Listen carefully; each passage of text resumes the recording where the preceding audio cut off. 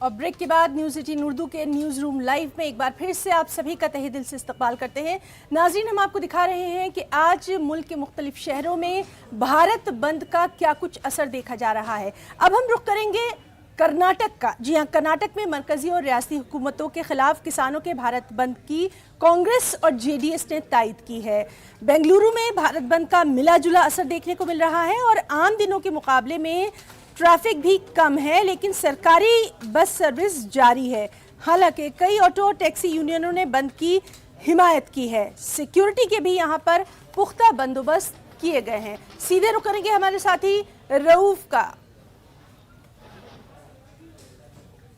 तो रऊफ से हम ताज़ा तरीन हालात जानने की कोशिश कर रहे हैं। हम आपको दिखा रहे हैं कि किस तरह से जो राजधानी है बेंगलुरु, वहां पर क्या कुछ असर देखा जा रहा है।